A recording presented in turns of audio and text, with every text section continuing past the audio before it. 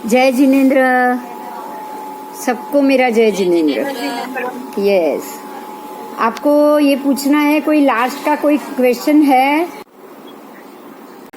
मेरू पर्वत के मामले में कुछ पहले पिक्चर से ही कुछ समझ लीजिए।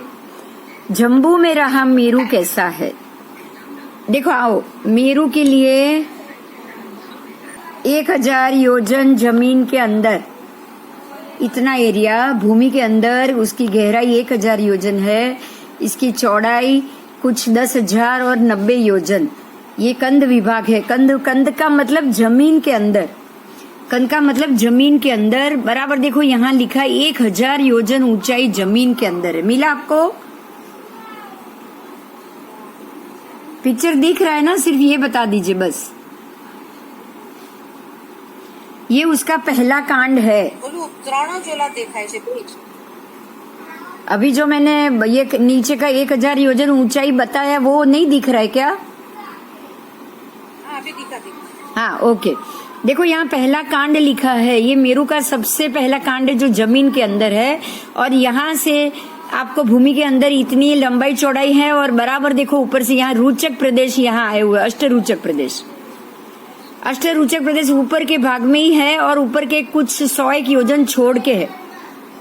नीचे से 900 योजन ऊपर, 1000 में भी नीचे से 900 योजन ऊपर, ऊपर से 100 जितना योजन छोड़ के है। ये है अष्टरोचक प्रदेश। अष्टरोचक प्रदेश के मामले में पहले भी बात हो गई है, आगे भी होगा, क्योंकि ये अष्टरोचक प्रदेश से ही हमारे आत्मा के भी अष्टरोचक प्रदेश कहे गए हैं। फिर से ध्यान से सुनेंगे। ये है भूमि पर मेरू के 3 कांड आ गए हैं पहले। ये है कंद विभाग जो सबसे नीचे का है, जो 1000 योजन जमीन में, ऊंचा 1000 लेकिन सारा जमीन के अंदर, इसलिए उसको कंद विभाग लिखा है। कंद विभाग, क्योंकि कुल कंद जमीन के नीचे होता है मूलिया के रूप में। तो जैसे हमारी अगर कोई 100 माले की बिल्डिंग होगी तो 10 माले तक वो जमीन के अंदर होती है। ऐसे ये 1,00,000 योजन का मेरू है तो वो 1000 योजन जमीन के अंदर है। अब ये पहला कांड है। यहाँ पे अष्टरोचक प्रदेश कहे गए हैं जो भूमि के अंदर है। देखो यहाँ आपको सब चीज पढ़ाई दे रही है ना। भूमि के अंदर गहराई 1000 योजन, इसको आपको भूमि के अंदर ही जानना है। और ये चौड़ाई, ये जगह की चौड़ाई कितनी है तो 10,090 योजन, ऊपर से 93 के 90 भाग अधिक। अब ये अष्टरोचक प्रदेश है, दिख रहा है क्लियर? 4 ऊपर 4 नीचे आपको दिखाई दे रहे हैं। मैं जितना बड़ा करूंगी ना दिखने में मजा आएगा। देख लीजिए आप, दिख रहा है? हाँ या ना बोल दो कोई।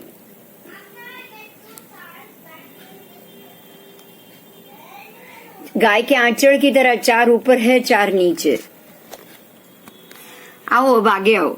अब हम जमीन के ऊपर की बात करेंगे जो 10,000 योजन विस्तृत है गोलाई में।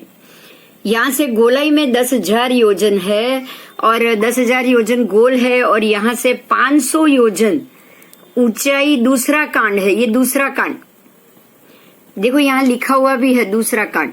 तो ये 500 योजन पे दूसरा कांड कहाँ तक है? ऊपर तक है। लेकिन ये 500 योजन तक यहाँ पे आपको नंदनवन कहा है। देखो एकदम नीचे था। ये मेरू है जिसके 3 कांड है। ये पहला कांड देखो यहाँ लिखा हुआ है, ये पहला कांड, ये दूसरा कांड, यहाँ से यहाँ तक, और ये तीसरा कांड।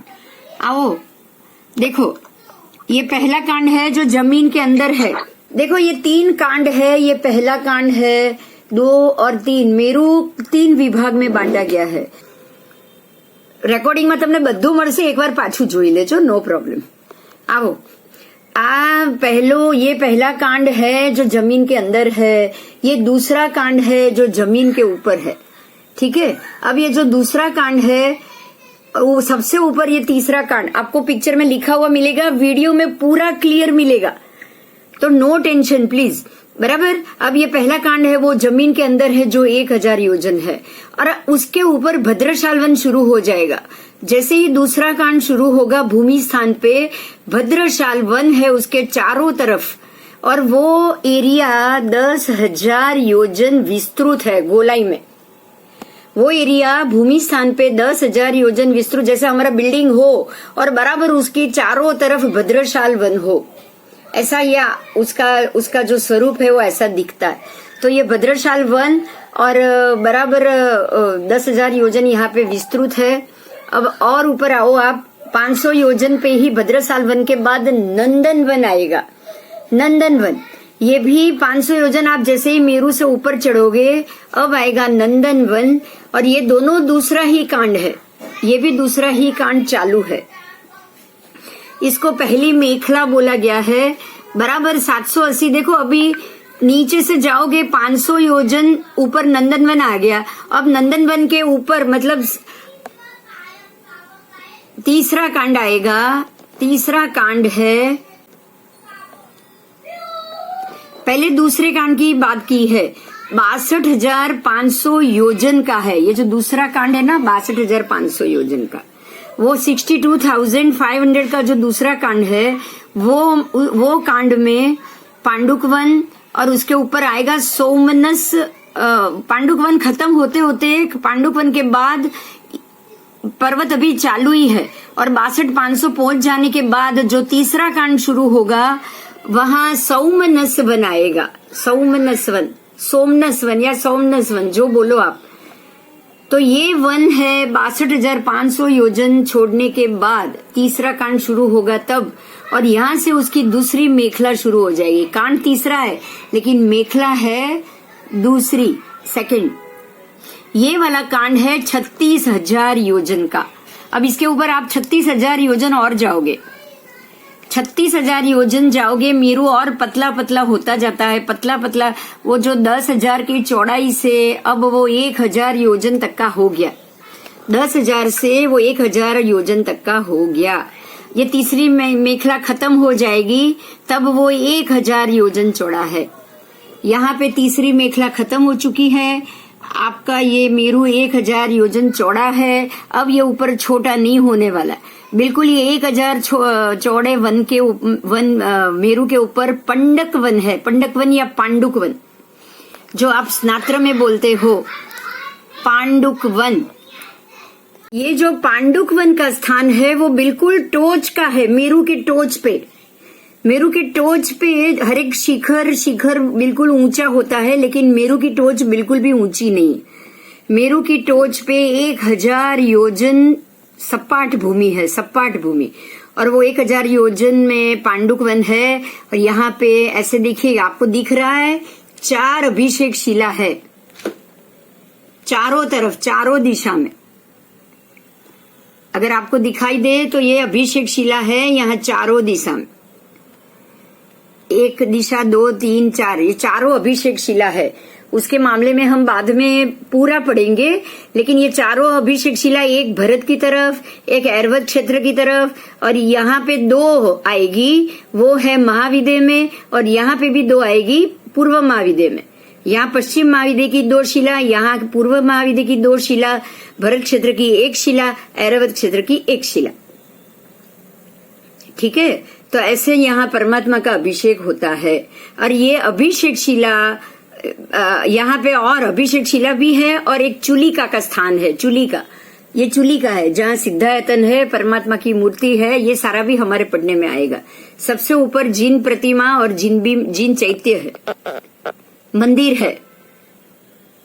आपको ये कल्पना करनी है, आप मेरू पे गए हो, भगवान का जन्माभिषेक किया है, यहाँ पे चुलिका पे आपने परमात्मा का दर्शन भी किया है। ठीक है, ताकि जब देव बनो ना, देव गति में अगर हम जाए और परमात्मा के अभिषेक के लिए हजारों देवों के बीच में अगर हम हो, तो हमें ये चुलिका याद आए और हम वहीं पे रुक जाए। अगर आपने दिमाग में ये चुलिका और अभिषेक शिला ही बिठाई होगी और इसका पूरा वर्णन ही बिठाया होगा, तो आप वहां जाओगे जरूर, लेकिन परमात्मा के प्रति आपका ध्यान नहीं जाएगा। अगर आपने यहाँ के चैत्य को भी दिमाग में बिठाया होगा तो आपका ध्यान जरूर परमात्मा की तरफ जाएगा। ठीक है, तो ये चुलिका, फिर अभिषेक शिला, कुल मिला के ये 62,500 का ये दूसरा कांड, फिर ये 500 योजन का ये पहला दूसरा कांड, 62,500 का ये तीसरा कांड, और नीचे सबसे नीचे ये 1000 योजन। तो कुल मिला के आपका मेरू 1,00,000 योजन ऊंचा हुआ। और उसमें भी ये ग्रह नक्षत्र बताए हैं, लेकिन ये मेरू से इतने ऊंचे नहीं है। ये उनका घूमना भरत क्षेत्र के ऊपर, भरत और ऐरावत के ऊपर से ही ये घूमेंगे। इतने मेरू के बिल्कुल बाजू में बिल्कुल नहीं है। हमको तो ये दिखेगा बाजू में ही है, लेकिन ये बाजू में नहीं है। बराबर मेरू से 45 से 47,000 योजन दूर है। आप अभी यहाँ पे देखो, समझ में आ जाएगा। मेरू से यहाँ 47,000 योजन दूर, और पीछे भी चारों और 47,000 योजन दूर, 47,000। तो यहाँ और यहाँ के, यहाँ भी 47 जाओ, यहाँ भी 47 जाओ, तो 1,00,000 से बाहर आ गए आप। मेरू 10,000 का है। मेरू की गोलाई है 10,000 की, तो आप उससे बाहर निकल गए ना, निकले या नहीं। ये सबसे नीचे का एरिया है वो 1,000 योजन, ये पहला कांड जो जमीन के अंदर है। उसके बाद दूसरा कांड आएगा 63,500 योजन का। अब उसमें बहुत सारे वन आ जाएंगे, क्योंकि इतना बड़ा है वो दूसरा कांड, इतना बड़ा है। तो भूमि स्थान पे ये 10,000 योजन यहाँ चौड़ा, सबसे नीचे 10,090 योजन चौड़ा। अब यहाँ जो 10,000 योजन भूमि पे चौड़ा है, वहां है भद्रशाल वन। ठीक है, अब ऊपर चढ़ो 500 योजन चढ़ो ऊपर। चढ़ने के बाद आएगा नंदन वन, ये दूसरा वन है नंदन वन। 500 योजन से अब ऊपर ऊपर ऊपर ऊपर चढ़ोगे तो कहां तक जाओगे आप? 63,500 योजन ऊपर चढ़ गए हो आप। 62,500 योजन ऊपर चढ़ गए हो। ऊपर चढ़ने के बाद आएगा सोमनस वन। जमीन से 62,500 ऊपर जाओगे तब आएगा सोमनस वन, और यहां से दूसरी मेखला शुरू होती है। अब आओ तीसरा कांड। उसका ये जो तीसरा कांड है वो 36,000 योजन का है। सोमनस वन से ये शुरू होगा, पांडक वन पे खत्म होगा। ये पांडक वन पे खत्म होगा, या पांडक वन से ये तीसरी मेखला आ गई। तीसरी मेखला 1,000 योजन चौड़ी है, और ये आ गया यहाँ पांडक वन। पांडक वन पे आपको 1,000 योजन चौड़ा मेरू मिलेगा। अब ऊपर छोटा नहीं होने वाला, ये लास्ट है। यहाँ पे 4 अभिषेक शिला है, 4 अभिषेक शिला। एक अभिषेक शिला है भरत क्षेत्र में के तीर्थंकर जन्म लेंगे तो उनको अभिषेक कराने के लिए। सामने ही ये भरत क्षेत्र वाली शिला आएगी दक्षिण मेरू पे, मेरू के दक्षिण भाग में। अब मेरू के उत्तर भाग में है ऐरावत क्षेत्र की एक शिला। यहाँ पे एक एक तीर्थंकर का जन्म होता है, यहाँ एक साथ में 2 तीर्थंकर नहीं होते, इसलिए यहाँ एक एक शिला है। अब आओ पूर्व महाविद्य में एक साथ 2 भगवान का जन्म होता है, एक साथ में 2 भगवान का, इसलिए यहाँ पे 2 अभिषेक शिला आएगी। और पश्चिम महाविद्य में भी एक साथ 2 भगवान का जन्म होगा, इसलिए यहाँ भी 2 अभिषेक शिला आएगी। ठीक है, तो ये सारा पांडक वन में है। हम बोलते हैं ना पांडक वन में चिहुदी से मतलब सभी दिशाओं में, सभी दिशाओं में। और आपको पांडक वन के चारों दिशाओं में 4 अभिषेक शिला मिलेगी। अब आओ वहां पे एक चैत्य है जहाँ जिनेश्वर भगवंत है, चूली का है, और यहाँ पे प्रतिमा जी है।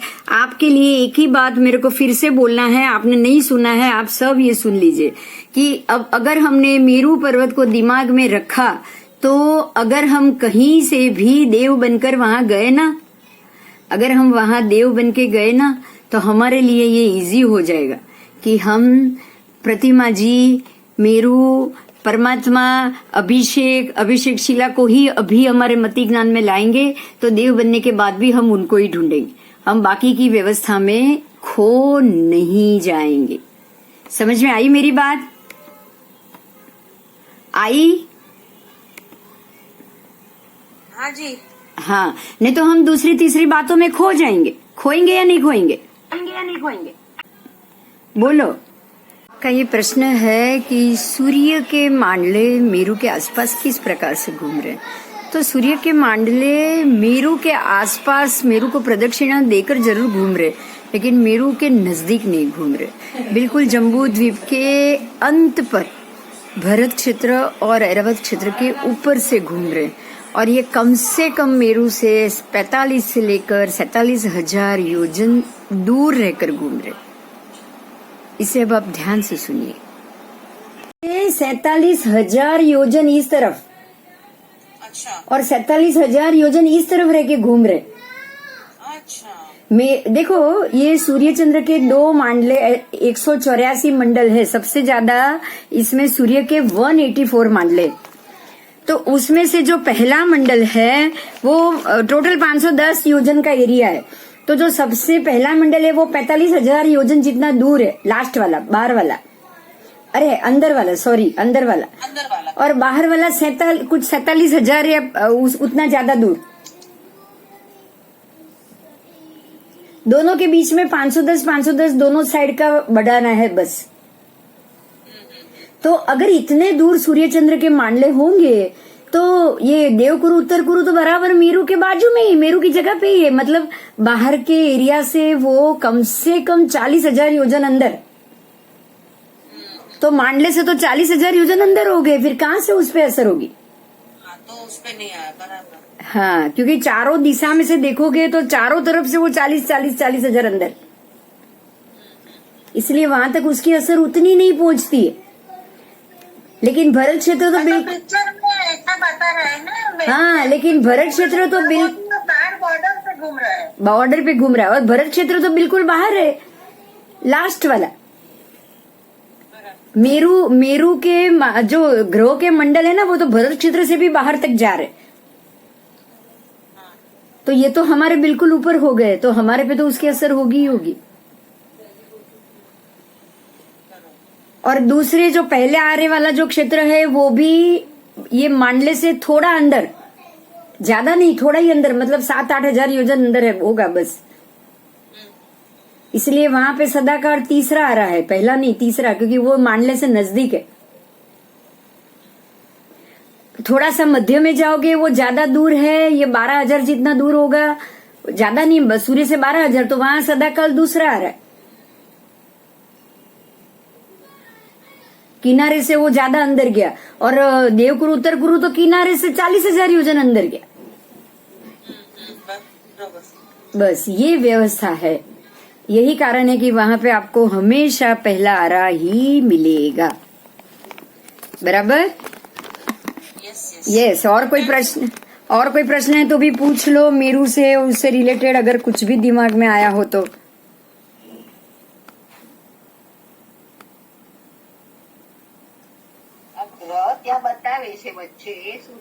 વચ્ચે નથી, એ કિનારે જ છે, તો ફોટામાં તો એમ જ બતાવવું પડે ને। બાજુ ગ્રહ બતાવે છે ને। हाँ, બંને बाजू ग्रह तो दोनों, क्योंकि हर एक ग्रह दो है, 2 सूर्य, 2 चंद्र, 2 शनि, 2 गुरु। ग्रह 2 है, नक्षत्र के मंडल भी 2 है, सारे 2 है, 2 की पैर में है। पर वो दोनों कहाँ है? तो मेरू से 45-47 हजार योजन दूर। तो फिर ये शनि और मंगल की दशा वगैरह हम अपन यहाँ पे भरत क्षेत्र में हमको डबल मिलती है क्या? वो तो आज जो सूर्य आएगा वो दूसरे दिन दूसरा ही सूर्य आएगा। 2 सूर्य है, जैसे ही 2 मंगल है। हाँ, लेकिन ये शनि सारे 2 है। दोनों की आज आप देखो, अभी एक बात ध्यान से सुनो। मेरू का पूरा एरिया 1 लाख योजन है, बरोबर। तो अब 1 लाख योजन वो 24 घंटे में नहीं घूम सकते, उसको 48 घंटे लगते हैं। तो आज जो सूर्य गया, एक दिन छोड़ के वो वापस आएगा। तो बिल्कुल सारे खाली सूर्य नहीं, पूरा एक सूर्य चंद्र का परिवार। अब एक बंच में क्या क्या है? तो 1 सूर्य, 1 चंद्र, 1 शनि, 1 मंगल, 1 गुरु, सारे एक ग्रह, और 28 नक्षत्र। इतना जो एक बंच है वो आज आया, तो कल दूसरा बंच आएगा। हमारा वाला जो बंच है ऐरावत में गया, तो ऐरावत वाला बंच हमको मिला।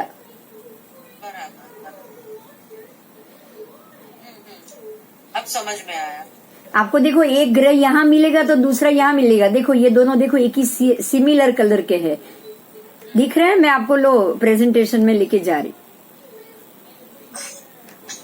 आओ, सूर्य है यहाँ का परिवार, ये दूसरा सूर्य है, दिख रहा है हाँ जी। बराबर एक से एक, दूसरा 50,000 योजन दूर होगा आधे में। ये एक शनि है, यहाँ ये दूसरा शनि नहीं, ये शनि नहीं, ये दूसरा ग्रह है, बुध ग्रह। ये बुध है, यहाँ ये दूसरा बुध है। आओ अभी यहाँ पे आओ, ये शनि है। બધાની ગ્રહની પોઝિશન પણ અલગ અલગ છે. ये नाम अलग लिख दिया है, मिस्टेक है, उन्होंने लिखने में मिस्टेक कर दिया। હેલો, हाँ પોઝિશન પણ ગ્રહોની બધી અલગ અલગ છે. ચંદ્ર ને ગુરુ છે તો અહીંયા વચ્ચે ચંદ્ર છે. હા, એટલે આ લોકોએ પેલામાં પિક્ચર બનાવવામાં મિસ્ટેક કરી છે। તમે જયારે ભણશો ને ત્યારે આવી રીતની મિસ્ટેક નહીં ચાલે। यहाँ जो ग्रह आएगा बराबर दूसरा, देखो सूर्य बराबर रखा है, जहाँ सूर्य बराबर उसके सामने ही दूसरा सूर्य। बस ऐसे ही सारे ग्रह भी आएंगे बिल्कुल इसी प्रकार से। बराबर। ठीक है, आप वो जब વ્હાઇટ લાઈન છે શું છે? कही વચ્ચે બે વ્હાઇટ લાઈન. हाँ, ये पहला मंडला और लास्ट मंडला, ये सर्व बाह्य मंडल, सर्व अभ्यंतर मंडल अंदर का, और ये सर्व बाह्य मंडल। ये इन लोगों ने पूरे के पूरे 184 मंडला तो वो दौड़ेंगे नहीं ना यहाँ पे, बराबर ना?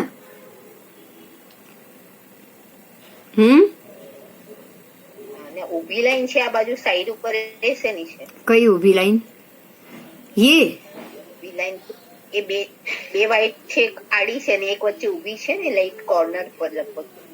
नहीं यार, 110 વજનમાં જ્યોતિષ ચક્ર. ये तो लिखा हुआ है, काली लाइन है वो, व्हाइट तो नहीं है कोई। अच्छा, ये व्हाइट वाली, ये व्हाइट હા, ઊભી લાઈન. नहीं, उसमें ये खाली ये 62,500 कौन सा एरिया है वो दिखाने के लिए। 62,500 यहाँ से लेके यहाँ तक है, ઓકે, ये एरिया बताने के लिए। બરાબર. ये ग्रहों में यहाँ जो है बराबर उसके सामने दूसरा है। ये थोड़े से उन्होंने देखो, यहाँ ये बुध लिख दिया है, पीला वाला है वो, और यहाँ जो शनि है वो यहाँ शनि बनाया ही नहीं। आमने सामने शनि यहाँ होगा, बराबर उसके सामने शनि आएगा। अगर यहाँ मंगल है तो बराबर यहाँ मंगल आएगा। थोड़ा सा वो पिक्चर में इन्होंने ड्राइंग में थोड़ी मिस्टेक की है, कोई बात नहीं, अपने को उसमें नहीं जाना। आपको इतना ध्यान देना है, जो ग्रह जहाँ होगा बराबर उसके सामने दूसरा परिवार होगा और होगा, बराबर। द्वीप में जो मेरू पर्वत है उसका शास्त्रोक्त वर्णन कहा है। अब उसी को हम आगे समझेंगे। आगे आओ, अभी ये जो पिक्चर या कुछ है वो ऐसे ही रहने दो। हमारा जब दूसरा तीसरा ईयर आएगा तब हम पिक्चर की क्वालिटी भी ठीक करने की जरूर कोशिश करेंगे, ठीक है? फिर ऐसी मिस्टेक उसमें नहीं आएगी। आगे आओ, सर्वप्रथम ये मेरू पर्वत देवकुरु की उत्तर में और उत्तर कुरु की दक्षिण में, बराबर देवकुरु उत्तर कुरु के मध्य में है। एक से ये उत्तर में है, एक से ये दक्षिण में। पूर्व विदय के पश्चिम में और पश्चिम विदय के पूर्व में, मतलब ये देवकुरु उत्तर कुरु पूर्व महाविदय पश्चिम महाविदय के बराबर मध्य में है, बराबर मध्य में। देखो, मैं एक बार आपको इसका पिक्चर बता दूं, इसका पिक्चर देखोगे ना आपको मालूम पड़ जाएगा। आओ देखो, समझ में आ रहा है यहाँ पे? हाँ, ये मेरू पर्वत मध्य में है। आओ, ये एक और पिक्चर देखो यहाँ भी, ये उत्तर कुरु है, उत्तर कुरु से ये दक्षिण में आया, और ये दक्षिण कुरु है, देवकुरु से ये उत्तर में आया, ठीक है? और आगे आएंगे, महाविद्य की बात करेंगे।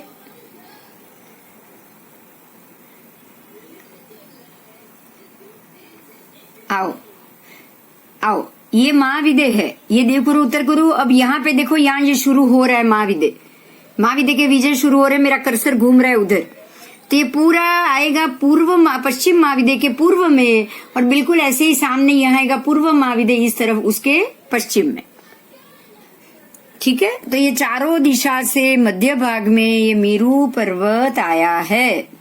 इसको क्या कहा गया है वो जानेंगे अभी। मानो रत्न प्रभा रूपी चक्र को धारण किया हो, वैसे ठीक बीचों बीच में रहा हुआ है। अब आपको ये समझना है कि जो रत्न अब रत्न प्रभा का नाम यहाँ क्यों आया, देखो ध्यान से सुनिएगा, बहुत बहुत बढ़िया बात है आपको समझाने के लिए। अभी जो रत्न प्रभा नरक पृथ्वी है, आप जानते हो उसके मामले में। अभी ये पिक्चर में आओ, मेरी बात आवाज आ रही है ना सबको? कोई कुछ बोल। जम्बू का पिक्चर है, बराबर मध्य में महाविदय है। ये पूरा जम्बू द्वीप, उसके मध्य में महाविदय। और आपको ये पता है कि आसपास लवण के बाद द्वीप समुद्र, द्वीप समुद्र, द्वीप समुद्र, असंख्य द्वीप समुद्र तक आप जाओगे। तो ये सबके मध्य में मेरू हुआ कि नहीं हुआ? जम्बू द्वीप हुआ कि नहीं हुआ?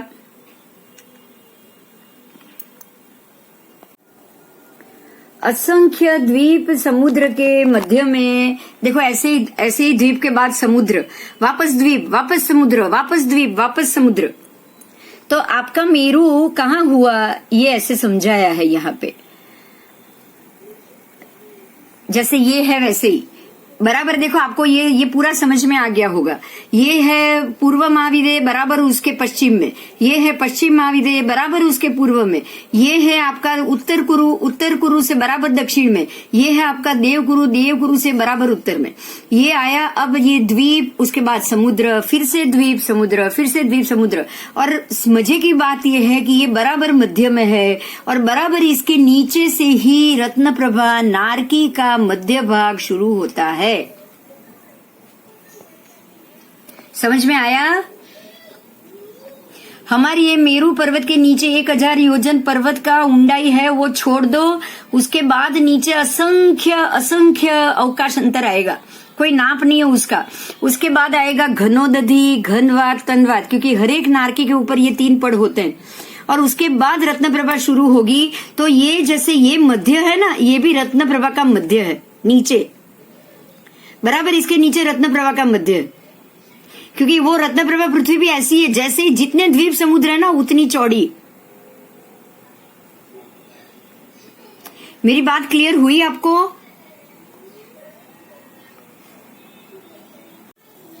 हाँ थी, हाँ बराबर। जो बराबर मध्य का मेरू है, 1 लाख योजन तो बहुत छोटा होता है, ये बिल्कुल मध्य में है। उसके आसपास ऐसे ही परिवेष्टित, मतलब लपेट कर बहुत सारे द्वीप समुद्र आएंगे। तो जितने अंतिम द्वीप समुद्र कौन सा है? स्वयंभू रमण समुद्र। स्वयंभू रमण समुद्र अंतिम है। और जब तक अंतिम समुद्र स्वयंभू रमण समुद्र भी ऐसे ही लपेटे हुए होगा, वो समुद्र का एरिया, मतलब ये कोने से ये कोने, ये कोना का पूर्व समुद्र स्वयंभू रमण से लेके पश्चिम स्वयंभू रमण समुद्र, पूरे बीच में जितने भी द्वीप समुद्र आ गए ना, बराबर उसके नीचे उतनी ही नाप की रत्न प्रभा। तो रत्न प्रभा के जम्बू के नीचे में ही, जम्बू मतलब मेरू मतलब जम्बू का मध्य, सभी द्वीप समुद्र का मध्य, तो बराबर उसके नीचे ही रत्न प्रभा का भी मध्य भाग आ गया। ठीक है, ठीक है, समझ में आ गया ना? नहीं तो कुछ होगा तो बाद में आएगा, धीरे धीरे हम तो बहुत कुछ पढ़ेंगे, आपको सारी चीज आ जाए। मान लो कि जैसे ये पूरा ऐसा है, यहाँ असंख्य द्वीप समुद्र है, मान लो बराबर ये मध्य में हमारा मेरू, ये मध्य में हमारा मेरू।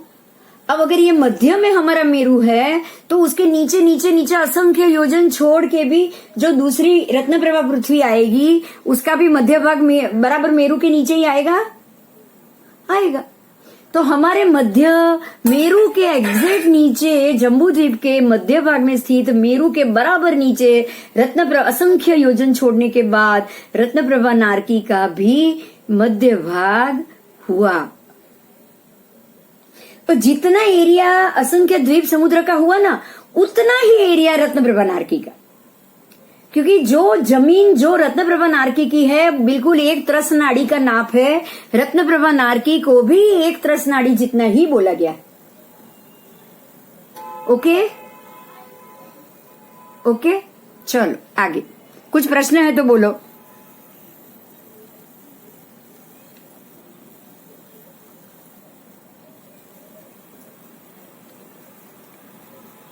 चलो आगे जाए, कोई प्रश्न नहीं है, कोई बात नहीं, बहुत अच्छा है, समझ में आ जाएगा अभी सब कुछ, धीरे धीरे आपको सब समझ में आ जाएगा। आओ, अब ये मेरू पर्वत पद्मावर वेदिका और वनखंड से घिरा हुआ है। इसमें बहुत सारी वेदिका, बहुत सारे वनखंड है। यहाँ रत्न की कांति से, क्योंकि ये मेरू पर्वत खुद ही एक रत्नमय है, इसके कांड को, वो कांड भी रत्नमय ही बोला गया है। आपको आगे आएगा कौन सा कांड रत्नमय है, कौन सा कांड मिट्टी वाला है, सारी चीज हम आगे पढ़ेंगे। जो पृथ्वी के ऊपर 99,000 योजन, क्योंकि 1,000 योजन तो जमीन के अंदर हो गया, तो अब पृथ्वी के ऊपर वो 99,000 योजन ऊंचा है। ये सारा 99 जो 1,000 जमीन के अंदर आ गया, ये 1,00,000 योजन इस तरह से हो गया।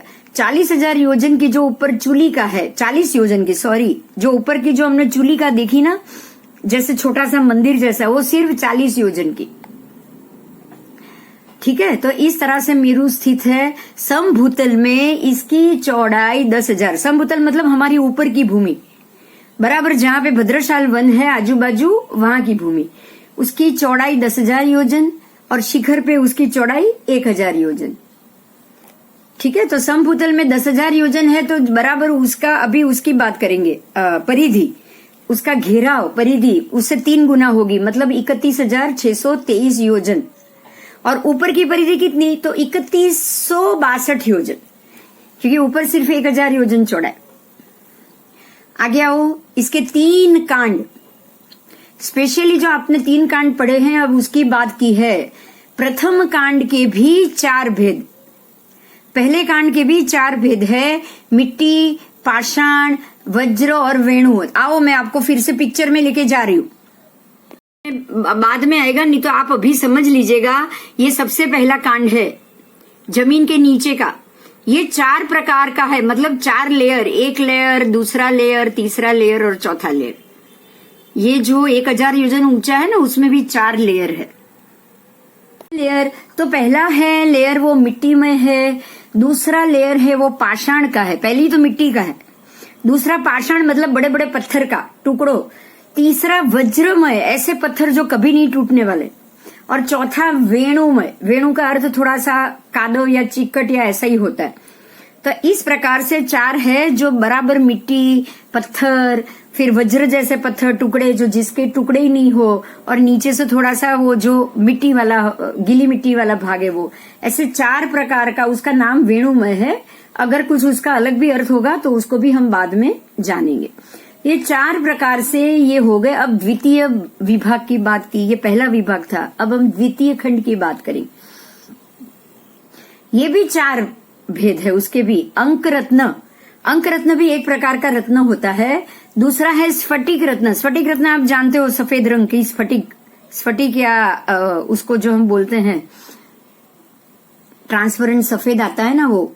फिर तीसरा है सुवर्णमय, सोने का, और चौथा है रूपयमय, चांदी का, चांदी का। और तीसरा विभाग, ये दूसरा हो गया, दूसरे में भी आपको 4 प्रकार के मिलेंगे।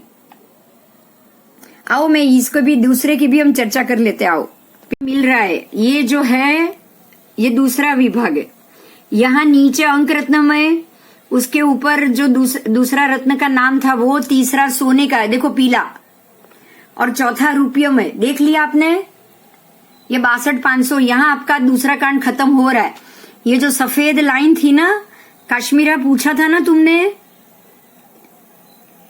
यहाँ से लेके ऊपर तक, तो देखो ये पहला है अंक रत्न, ये वाला कांड, ये यहाँ अंक और स्फटिक इकट्ठे है, ये इसमें दोनों, इसके ऊपर सुवर्ण है, इसमें अंक रत्न और स्फटिक रत्न मिलेगा, ऊपर है वो सुवर्ण है, उसके ऊपर रूपयमय, और यहाँ आपका दूसरा कांड खत्म होता है। अब ये तीसरे कांड की बात की है, जो सबसे ऊपर है पांडुक वन, और ये बिल्कुल देखोगे आप यहाँ पे, यहाँ काले रंग का, काले जैसा रंग दिखाई दिया है ना, डार्क घेरा कत्थई जैसा रंग। अब वो हम जानेंगे कौन से पत्थर से बना हुआ है, या सुवर्ण या रूपय किससे बना हुआ है। आओ, ये जो तीसरा कांड जो बना है, तीसरा कांड संपूर्ण उत्तम सुवर्ण में, उत्तम सुवर्ण का है ये। तीसरा कांड पूरा का पूरा उत्तम सुवर्णकार।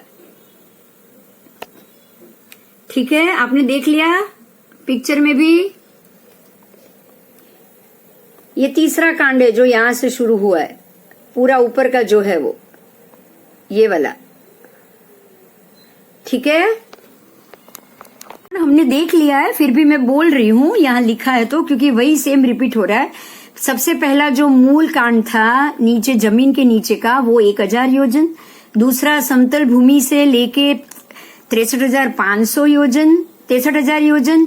तीसरा है वो 36,000 योजन, जहां पे तीसरा कांड। ठीक है, इस तरह से ये मिला के 1,00,000 योजन हो गया। अब यहाँ पे मेरू के 16 नाम बताए हैं। मेरू को 1-2 नहीं 16 नाम से जाना जाता है, 16 प्रकार के नाम। मैं आपको वो नाम बोल रही हूँ, सुनिएगा। पहले तो मंदर पर्वत, दूसरा मेरू पर्वत, सुदर्शन पर्वत, स्वयं प्रभा पर्वत, क्योंकि इसकी प्रभा खुद की है, इसकी प्रभा के लिए उसको कहीं और से नहीं लेनी है। फिर मनोरम पर्वत, उसके बाद गिरिराज, क्योंकि सभी पर्वतों में ये राज है, राजा है, उत्तम है। फिर रत्नोच्चय पर्वत, उसके बाद शीलोच्चय पर्वत, क्योंकि रत्न से बना हुआ है इसलिए रत्नोच्चय।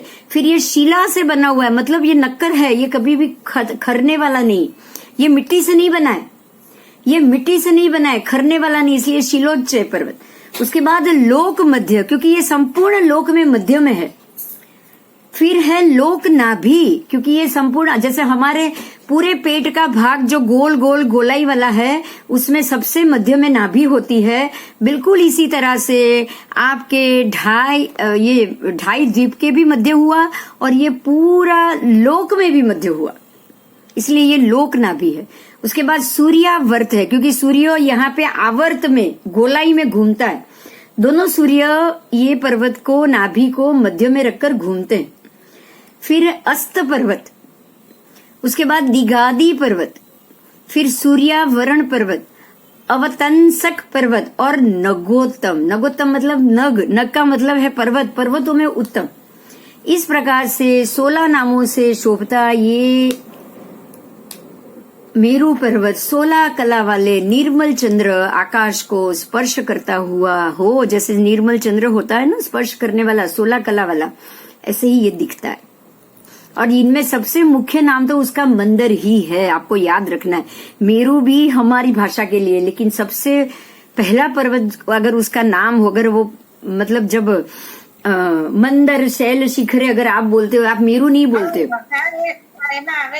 हाँ बस आप बोलते हो ना, उसमें स्नातस्य में, स्नातस्य की स्तुति में ये आता है मंदर शैल शिखरे, बराबर। इसलिए ये हमारा प्राकृत और संस्कृत में जो भी कहा गया है शब्द, जो पहले से आ रहा है उसको मंदर शब्द है, आप उसको मंदर पर्वत से ही याद रखोगे।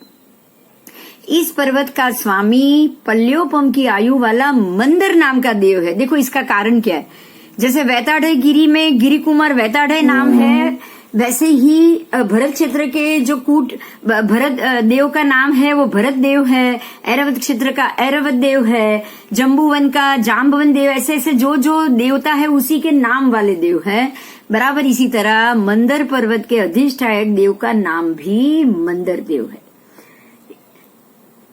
इसी प्रकार से भरत ऐरावती के तरह ही इसका नाम भी हम शाश्वत जानेंगे।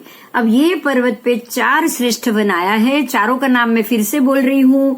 जमीन के ऊपर है भद्रशाल वन, बराबर उसके 500 योजन ऊपर जाओगे तो आएगा नंदन वन, बराबर उससे 63,000 टोटल जमीन से 500 योजन ऊपर जाओगे तो आएगा सोमनस वन, और सबसे ऊपर 1,00,000 के एरिया में आप जाओगे तब आएगा पांडुक वन। ठीक है, तो अब आपने ये जान लिया, आपने ओवरऑल जाना। अब हम सबसे पहला वन भद्रशाल वन से इसकी शुरुआत करेंगे, क्योंकि आप चारों वन को डिटेल में जानोगे। मेरू पर्वत बहुत महत्व का है हमारे लिए, भवांतर में ये ज्ञान बहुत महत्व का है, आप समझ रहे हो। आप स्नात्र में ये रोज बोलते हो ना, यही शब्द को अगर ज्ञान से जानोगे ना तो दूसरी बार कहीं भी या दूसरे भव में भी अगर स्नात्र के वक्त आए ना तो आपको ये सारी चीज अपने आप याद आ जाए। अगर देव भी बने तो आपको ये सारा अपने आप याद आए। ठीक है, ये सारा बृहद क्षेत्र समास, फिर लोक क्षेत्र प्रकाश, जम्बूद्वीप प्रज्ञप्ति, संवायांग सूत्र, ठाणांग सूत्र, ये सब उसी में से लिया गया है। आप समझ सकते हो कि आप ये सारा आगम पाठ पढ़ रहे हो। ये नाम मैं इसलिए बार बार बोलती हूँ ताकि आपको ये पता चले कि आप ये जो पढ़ रहे हो ना, वो कौन से आगम से और क्या पढ़ रहे हो। समझ में आया?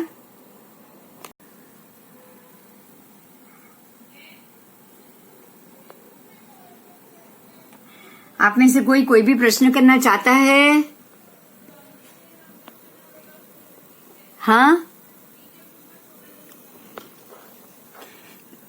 मैंने पिक्चर लगा दिया इसलिए आप चुप हो गए।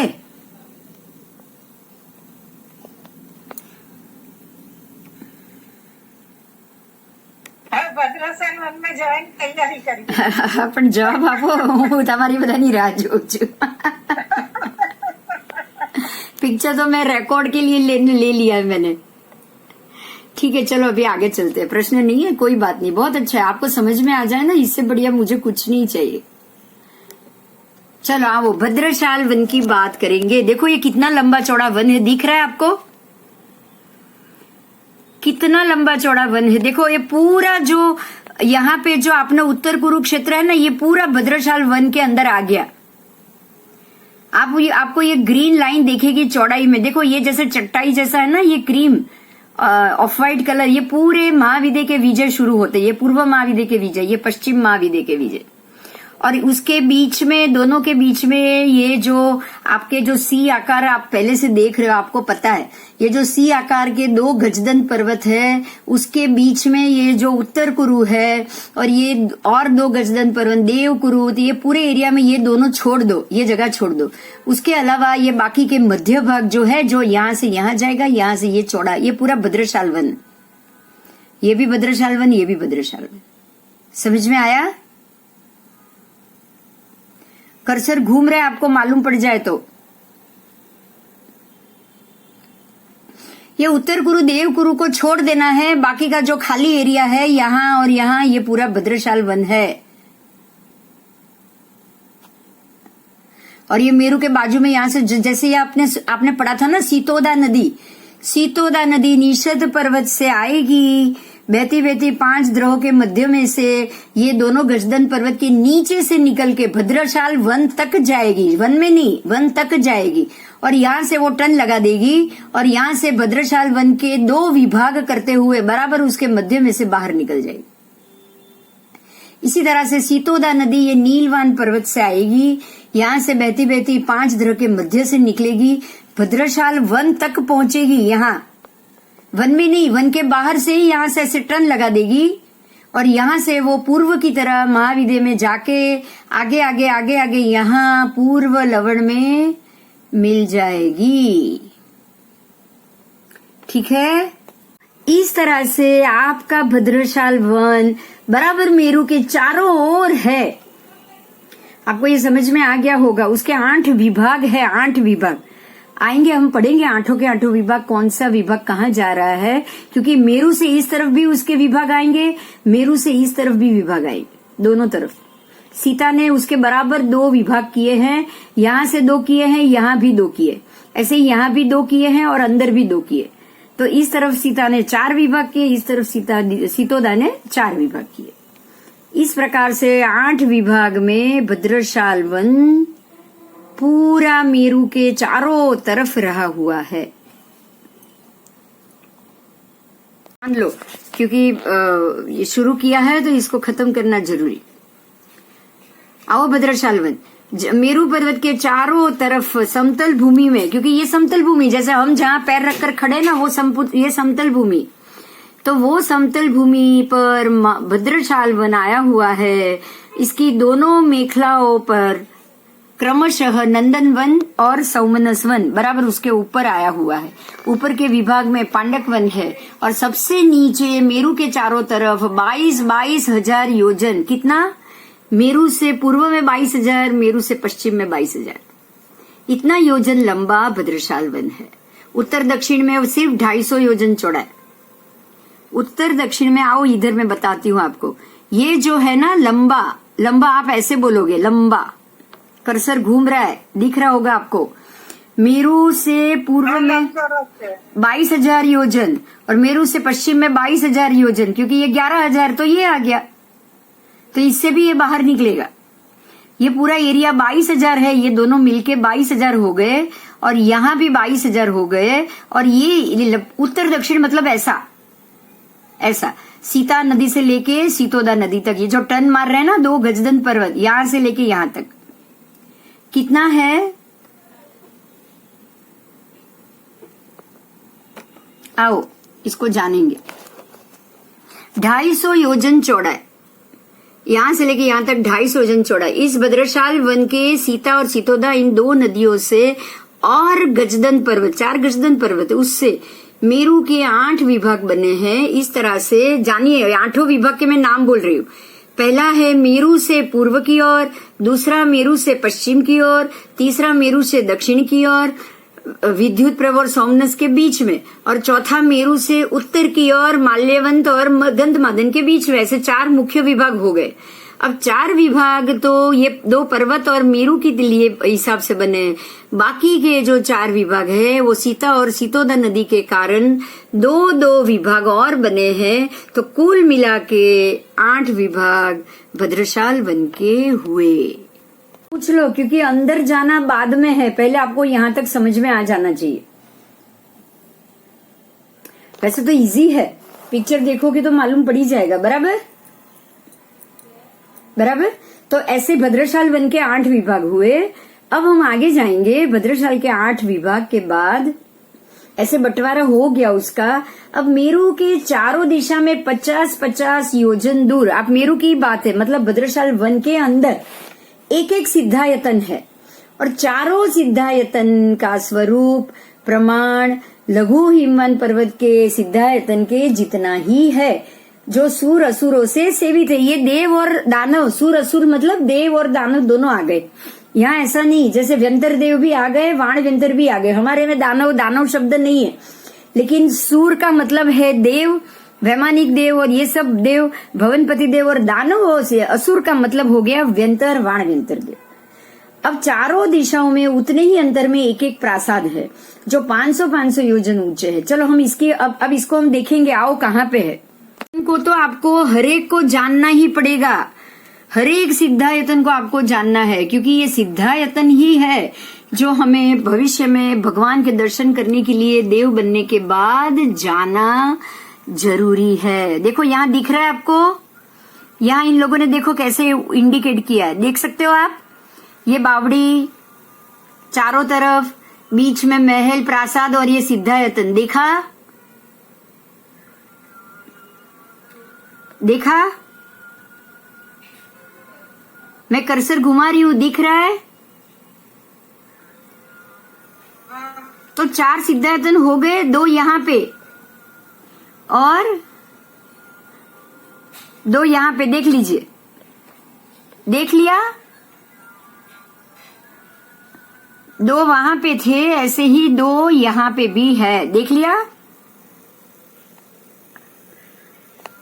2 यहाँ पे है, 2 यहाँ पे, 4 हो गए ना। ये हाईलाइट किए हैं, बाकी है यहाँ पे, देख लो। ये देखो, ये 2, एक इधर एक इधर, और एक इधर एक इधर। देखा, मेरू की चारों तरफ देख लिया।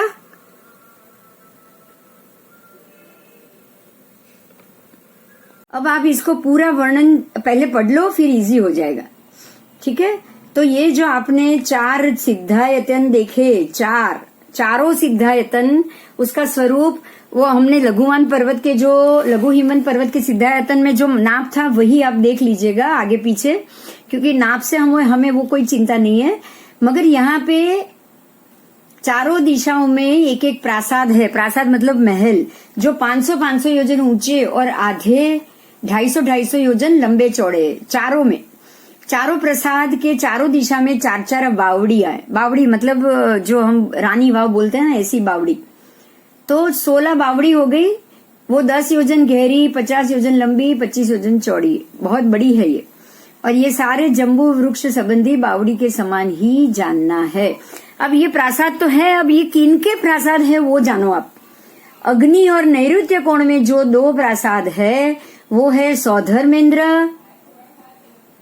और वायव्य और ईशान में जो दो प्रासाद है वो ईशान इंद्र है। आओ अब जो देखो सबसे बड़ी बात है ना, जानो, बहुत मजा आ जाएगा। आओ आओ एक इम्पोर्टेंट बात को आज जानेंगे। ये मेरू पर्वत है बराबर। जैसे ही भगवान परमात्मा का यहाँ भरत में जन्म होगा, भगवान को मेरू पर्वत पे लाया जाएगा, भगवान को मेरू पर्वत पे लाया जाएगा। तो यहाँ से आपके हमारे भरत से लेने आएंगे सौधर्मेंद्र और ऐरावत में लेने आएंगे ईशानेंद्र, बराबर? हाँ या ना? हाँ जी। तो जब सौधर्मेंद्र आएंगे तो ये दोनों पे जो उनके बंगले और जो ठहरने की व्यवस्था है वो उनके ही होने चाहिए या नहीं? इस तरफ के दो, मतलब यहाँ के दो, उत्तर के दो, सॉरी दक्षिण के दो सौधर्मेंद्र के और उत्तर के दो ईशानेंद्र के। समझ में आया? मेरी बात समझ में आई? हाँ। यहाँ पे 4 प्रासाद है, 4 में से 2 सौधर्मेंद्र के हैं और 2 ईशानेंद्र के हैं। क्यों? क्योंकि ये देव ही आएंगे नीचे, ये देव ही नीचे उतरेंगे मेरू पर्वत पे जाएंगे, तो मेरू के आसपास उनका वास होना जरूरी है कि नहीं?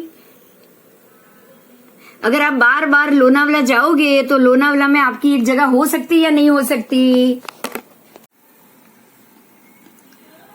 देखो यहां आपको बताया है गजकूट, दिख रहा है?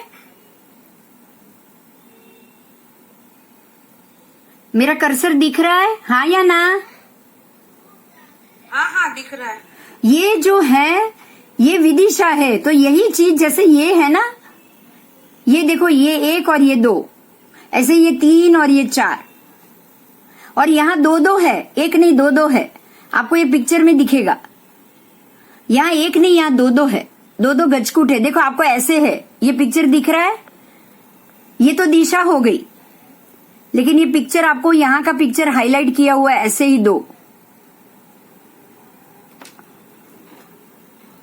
ये पिक्चर में पिक्चर है ना, इसलिए ऐसा दिख रहा है। हम वापस एक और पिक्चर भी लेंगे, अगर इसमें मिले तो वो लेंगे, क्योंकि ये पिक्चर में पिक्चर है ना, इसलिए थोड़ा सा आपको कंफ्यूजन होगा। आओ आओ देखो ये बिल्कुल क्लियर है, देखो मजा आ जाएगा। देखो दिख रहा है यहां सौधर्मेंद्र के प्रासाद जो हमने अभी अभी पढ़ा,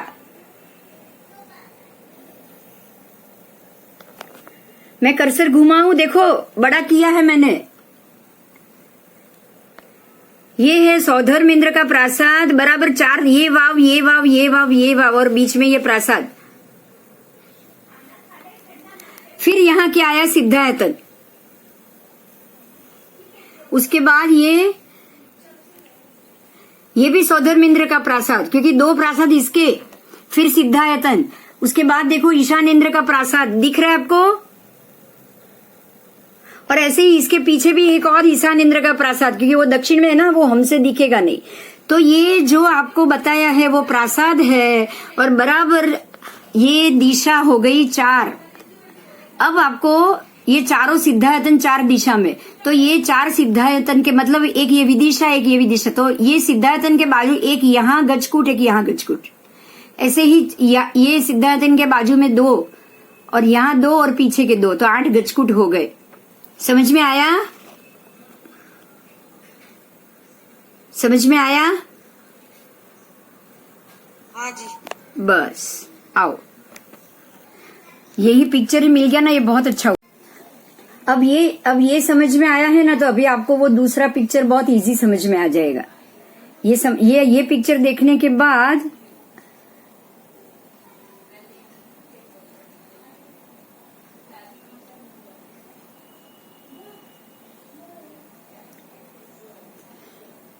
आओ ये पिक्चर में भी थोड़ा समझ लो कि आपका वही है पहले ही कांड का। देखो ये भी सौधर्मेंद्र का आवास, यहाँ भी सौधर्मेंद्र का आवास, और यहाँ ये 2 सिद्धायतन, और उसके बीच में इसका नाम है बलकुट। ये शिखर के नाम है, ये बलकुट है, ये मंदर शिखर, ये निषद शिखर। इसके जो शिखर है ना सब वो आपको पढ़ने में आगे आएगा, लेकिन ये रुचक शिखर, ये सागर चित्र, एक बार आप नाम पढ़ लीजिएगा। ये हम कल के लेक्चर में पढ़ेंगे, लेकिन अभी जो नाम आ रहे हैं सब देख लो आप। ये सारा आपका नीचे का ही वन है। देखो ये प्रासाद, वही प्रासाद, बार बार रिपीटेड पिक्चर देख लो आप। ये चारों पिक्चर यही के भद्रशाल वन के ही है। भद्रशाल वन आपका कितना लंबा है आप समझ सकते हो। और यहाँ आपको पूरी डिटेल से यही शिखर ऐसे जाएंगे। यही भद्रशाल वन है। तो यहाँ जो है वो ये एरिया में प्रासाद है, और ये दो में, ये विभाग में एक प्रासाद और दूसरा ये विभाग। चारों दिशा में 4 सिद्धायतन, एक यहाँ आएगा, एक यहाँ आएगा, एक यहाँ आएगा। ठीक है, इसमें क्लियर नहीं होगा लेकिन उसमें बहुत क्लियर है, इसमें बिल्कुल क्लियर है। आप ये समझ सकते हो यहाँ पे। उसके बाद उसका द्वितीय कांड शुरू होगा, ये पहला कांड। और ये ऊपर का वन आ चुका है। ये मेरू का प्रथम कांड है। उसके बाद सीधा ये 500 योजन ऊपर ये पांडुक वन आ गया। ये पांडुक वन का चित्र है। ये द्वितीय कांड है, ये पांडुक वन का चित्र। ये भद्रशाल वन था, ये थोड़ा ऊपर चढ़ गया है। कल इसको हम फिर से थोड़ा सा रिपीट करने के बाद आगे जाएंगे। बराबर बराबर। हाँ जी। हाँ जी, आप थोड़ा सा ये वीडियो में भी देख लीजिएगा, इसमें क्लियर कलर पिक्चर है तो आपको देखने में मजा आ जाएगा। आपको थोड़ा सा रिपीट समझ भी आ जाएगा। हमने ये जो नाम, नदी के नाम के साथ ये दिया है ना, हो सके ना आप तो एक पेपर पे आप खुद एक ड्राइंग भी कर लेना। आपको है ना, देखो यहाँ लिखा मिल गया है, आप उस हिसाब से उसको ड्राइंग कर लेना। मैं आपको बताती हूँ पेज। आओ, ये वाला पेज यहाँ मिल गया है 8 विभाग। मेरू से पश्चिम का विभाग, मेरू से पूर्व का विभाग, मेरू से दक्षिण विभाग, मेरू से उत्तर विभाग, फिर सीता और सीतोदा से भी 4 विभाग। ये आपको मिल चुका है। आप अगर इसके ऊपर से अगर एक ड्राइंग भी बना देंगे ना तो बहुत मजा आ जाएगा। ठीक है,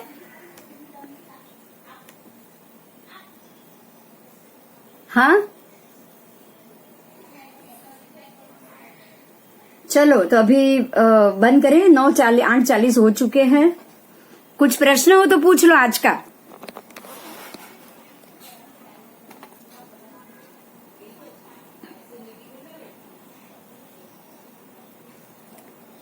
ठीक है, तो फिर हम परसों मिलें।